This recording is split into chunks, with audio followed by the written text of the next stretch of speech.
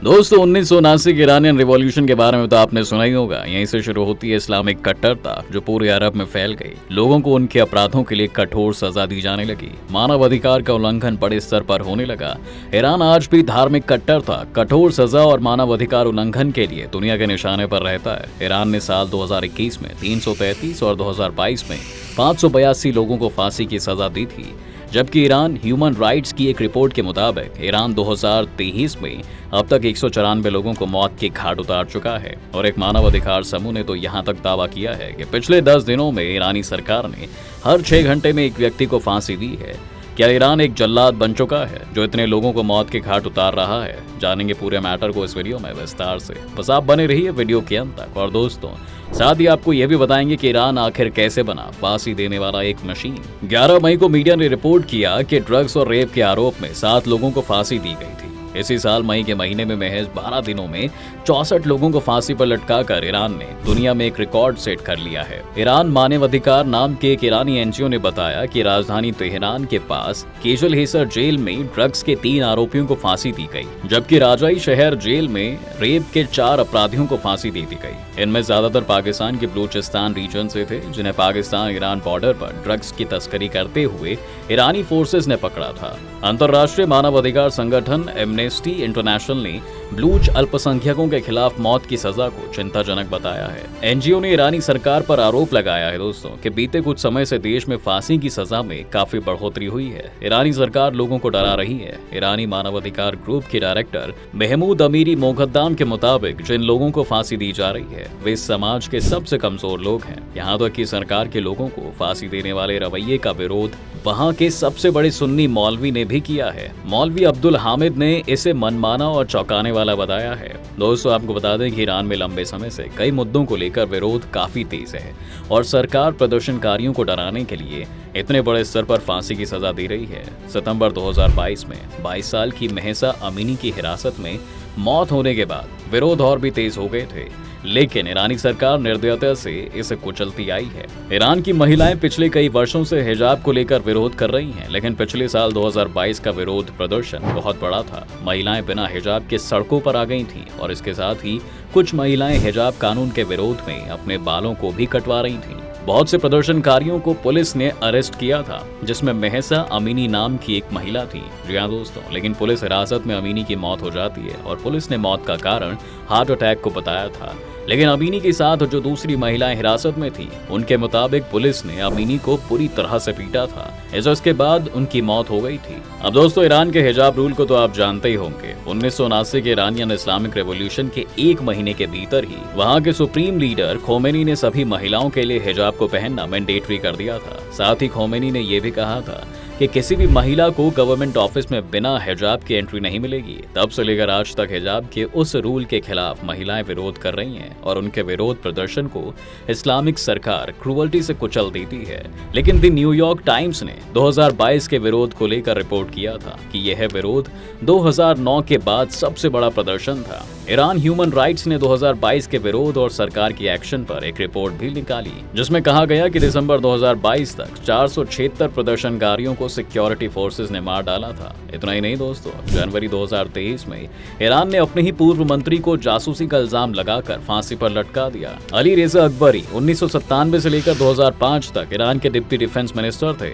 उन पर ब्रिटेन के लिए जासूसी करने का आरोप था। अकबरी के पास ब्रिटेन और ईरान दोनों देशों की नागरिकता थी। अकबरी को ईरान में मॉडरेट पॉलिटिक्स का एम्बेसडर कहा जाता है। वे पिछले 10 सालों से ब्रिटेन में रह रहे थे, लेकिन साल 2019 में ईरान के एक बड़े अधिकारी ने उनको रिक्वेस्ट की कि वे एक बार ईरान आए। जब वे ईरान आते हैं तो उन्हें ब्रिटेन की खुफिया एजेंसी MI6 का एजेंट बताकर गिरफ्तार कर लिया गया, जिसके बाद फिल्मी स्टाइल में उन्हें 10 महीनों तक ईरानी फोर्सेस ने बुरी तरह से टॉर्चर किया और उनके बयान को 10 कैमरों के सामने रिकॉर्ड कर लिया। उस समय ब्रिटेन के प्रधानमंत्री ऋषि सुनक ने ट्वीट करके ईरान की आलोचना की थी और उनके सपोर्ट में अमेरिका, कनाडा और दूसरे देशों ने भी ईरान की आलोचना की। दोस्तों आप शायद अब ये सोच रहे होंगे कि ईरान के फॉर्मर मिनिस्टर ने ऐसी कौन सी खुफिया जानकारी शेयर की होगी जिससे ईरान ने सीधे उन्हें फांसी पर लटका दिया। तो ये मैटर अमेरिकन राष्ट्रपति बराक ओबामा के कार्यकाल से शुरू हुआ था। दरअसल अमेरिका और यूरोपीय देशों ने ईरान की न्यूक्लियर प्रोग्राम को अप्रूव कर दिया था, लेकिन ट्रंप सरकार ने उस डील को सस्पेंड कर दिया था। जिसके बाद ईरान ने अपने न्यूक्लियर प्रोग्राम को अकेले ही सीक्रेटली शुरू किया। इस प्रोग्राम को लीड कर रहे थे ईरान के सबसे बड़े वैज्ञानिक मोहसिन फखरीज़ेदह, जिन्हें father of Iranian nuclear program भी कहते हैं। ईरान के मिनिस्टर पर आरोप लगे थे कि उसने साइंटिस्ट के लोकेशन को ब्रिटिश एजेंसी को शेयर किया था। जी हाँ दोस्तों, जिसके बाद इसराइल ने उन्हें नवंबर 2020 में मार गिराया था। इसके साथ ही आप सब ये भी जानते होंगे कि इस्लामिक कंट्रीज में ईस निंदा एक क्रिमिनल अपराध है और ईस निंदा करने वालों को सीधे फांसी पर लटका दिया जाता है। मई 2023 में ही यूसुफ मेहरदाद और सदरुल्लाह फजेली जारे को इस निंदा के अपराध में फांसी हो गई थी। दोस्तों, शरिया कानून के चलने वाला देश ईरान इसका पालन बहुत ही सख्ती से करता है। जी हाँ दोस्तों, मौत की सजा देने के मामले में ईरान दुनिया में सबसे ऊपर है। हालांकि कई ह्यूमन राइट्स ऑर्गेनाइजेशंस ने क्लेम किया है कि मौत की सजा देने में चीन सबसे आगे है, लेकिन वह इससे रिलेटेड इंफॉर्मेशन को शेयर नहीं करता है और इसलिए चीन के डेटा को एग्जैक्टली नहीं बताया जाता है। लोगों में यह सवाल तो जरूर आता होगा कि आखिर ईरान इतने लोगों को फांसी की सजा क्यों देता है। तो इसे समझने के लिए आपको ईरान के बारे में जानना होगा।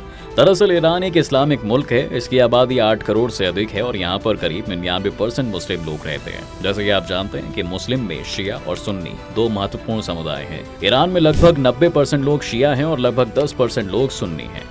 आज ईरान की गिनती सबसे कट्टर मुस्लिम देशों में होती है, लेकिन यह पहले नहीं था। जी हाँ दोस्तों, 1930 के दशक में राजा शाह वहां पर शासन करते थे और वे ईरान को पश्चिमी देशों के तर्ज पर मॉडर्न बनाना चाहते थे। इसके लिए उन्होंने सबसे पहले मॉडर्न एजुकेशन सिस्टम को अपने यहाँ पर इंट्रोड्यूस किया, क्योंकि दोस्तों शिक्षा ही एक ऐसी चीज होती है जिससे लोगों में सोचने और समझने की क्षमता का विकास होता है। धार्मिक कट्टरता को खत्म करने के लिए रजा शाह ने कट्टर लोगों को फांसी पर लटका दिया और जिन्हें नहीं लटकाया गया उनको देश छोड़ने का आदेश दे दिया। ईरान में अब कट्टरता एकदम खत्म होती जा रही थी। आयतुल्लाह खुमैनी एक बहुत बड़े इस्लामिक कट्टर लीडर थे। उन्हें भी देश से निकाल दिया गया, जिसके बाद वे पहले इराक और फिर इस्तांबुल और उसके बाद पेरिस चले गए।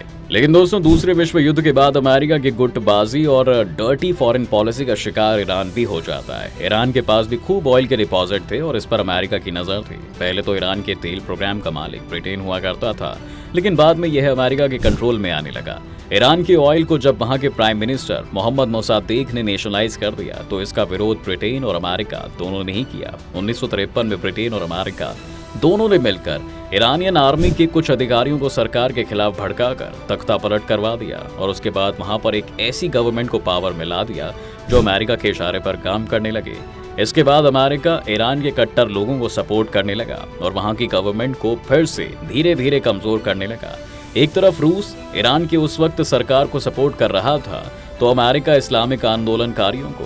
जी हाँ दोस्तों, और फिर 1979 में ईरान में होता है सबसे बड़ा धार्मिक आंदोलन जो सरकार के खिलाफ था और जिसे अमेरिका सपोर्ट कर रहा था। 1979 का ईरानियन रिवॉल्यूशन इस्लामिक वर्ल्ड में सबसे बड़ा बदलाव लेकर आता है। ईरान में एक धार्मिक सरकार बनती है जिसके मुखिया थे आयतुल्लाह खुमैनी, जिन्हें कभी ईरान से कट्टरता के लिए देश से निकाल दिया गया था। क्रांति के बाद खुमैनी की सरकार बनती है। उन्होंने 1979 से 1989 तक कुल 11 सालों तक ईरान के सुप्रीम लीडर के रूप में शासन किया। अपने शासन में उन्होंने इस्लामिक कट्टरता को बढ़ावा दिया, एक के बाद एक कठोर कानून बनवाए जिसमें महिलाओं के लिए हिजाब को अनिवार्य करना भी शामिल था। खुमैनी ने ईरान के बहुत से लीडर्स की हत्या करवा दी या उन्हें फांसी की सजा दे दी। यहीं से शुरू होती है ईरान में धार्मिक कट्टरता और कठोर कानून का युग जो आज भी चल रहा है।